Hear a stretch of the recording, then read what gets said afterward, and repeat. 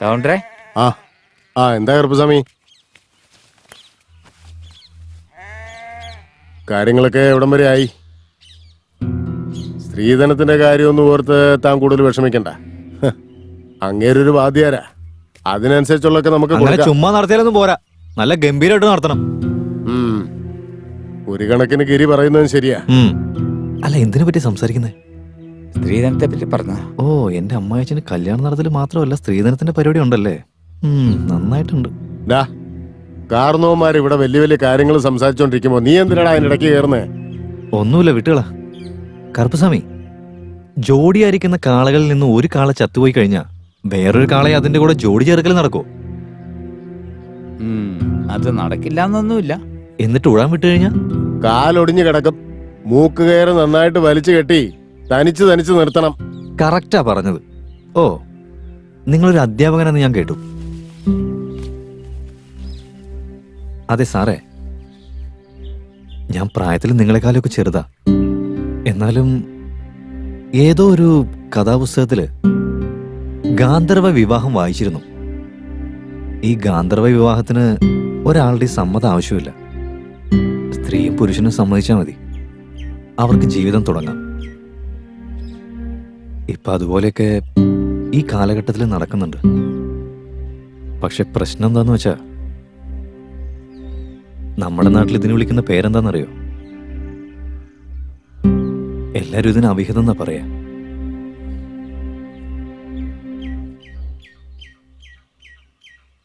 എത്ര നാണം കെട്ട നാട്ടുകാരാണല്ലേ.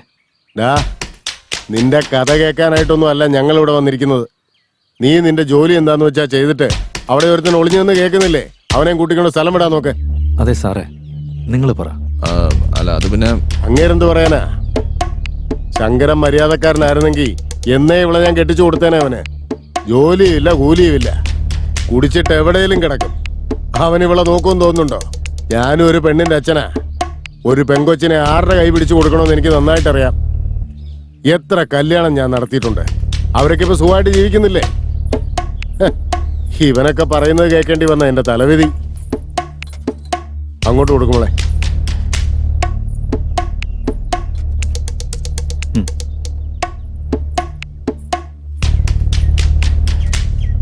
അച്ഛാ, എന്റെ ജീവിതത്തിൽ ഇത്രയും കാലം കണ്ണീര് മാത്രമായിരുന്നു. ഒന്നുകൂടി ഒന്ന് ആലോചിച്ച് നോക്ക്.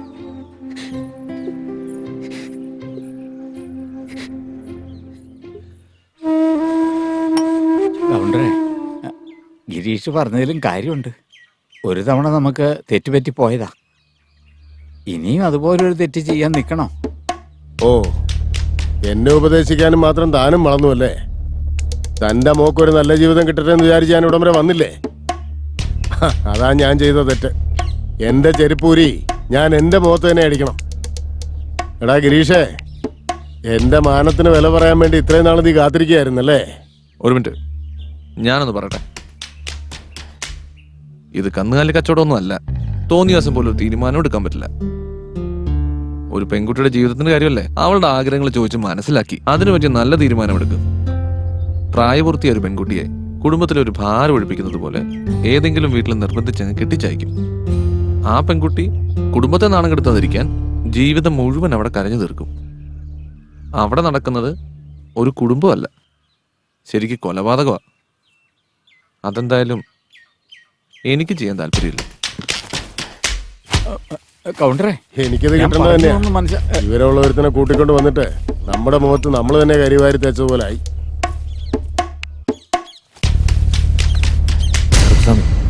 കൗണ്ടർ പറഞ്ഞൊക്കെ വിട്ടുകളാ. അല്ല, നമ്മുടെ ലക്ഷ്മിക്ക് ശങ്കർ നല്ല ചേർച്ചയായിരിക്കില്ലേ? ചേർച്ചക്കുറവൊന്നുമില്ല. എന്റെ മോളെ അവൻ നന്നായിട്ട് നോക്കുമെന്നോ? അവൻ കഷ്ടപ്പെട്ട് ജോലി ചെയ്യുന്നില്ലേ? നിങ്ങളുടെ മോളെ പൊന്നുപോലെ നോക്കും. ശരിക്കും ആലോചിച്ച് നോക്ക്. അവനെ നിങ്ങൾ വിശ്വസിക്കേ. ഒന്ന് സമ്മതിക്കണ്ട ചേട്ടാ. ആയിക്കോട്ടെ. എത്രയെന്ന് വെച്ചാ നിന്നോട് പറയാ, ചെയ്യുന്ന കാര്യം മര്യാദക്ക് ചെയ്യണ്ടേ? ഗിരീഷ് ഒരു നല്ല ചെറുക്കനാണെന്നാ ഞാൻ വിചാരിച്ചോണ്ടിരുന്നത്. 4 പേരുടെ മുമ്പിൽ വെച്ച് എന്റെ വില കളഞ്ഞില്ലേ അവൻ?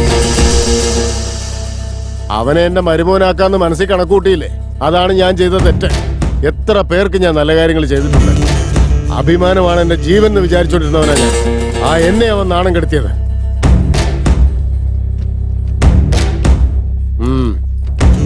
നിന്റെ അനിയനോട് പെട്ടെന്ന് ഇങ്ങോട്ട് വരാൻ പറ. ഇവളുടെ കല്യാണത്തിന്റെ കാര്യങ്ങൾ ആലോചിക്കാൻ വേണ്ടി. ഒന്നുകൂടെയൊക്കെ ഒന്ന് ആലോചിച്ചിട്ട് പോരെ. കൊണ്ടുപോടി.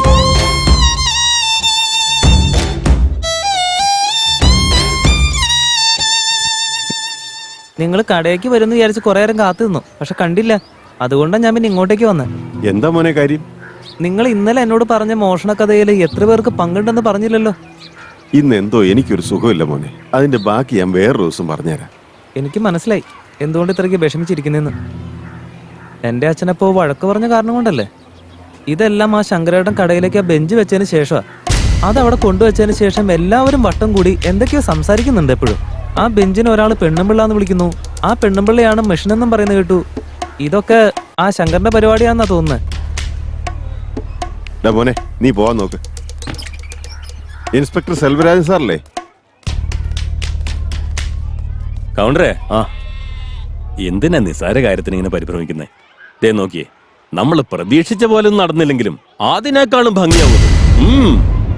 എന്റെ സ്നേഹിതനൊരാളുണ്ട്, എത്ര അപാര കലാകാരനെന്നറിയോ? സ്റ്റേജിലുള്ളവരൊക്കെ അതിശയിച്ച് വിറയ്ക്കും. ദേ വന്നോണ്ടിരിക്കുക. ചെല്ല്, എല്ലാം ശരിയായിക്കോളും.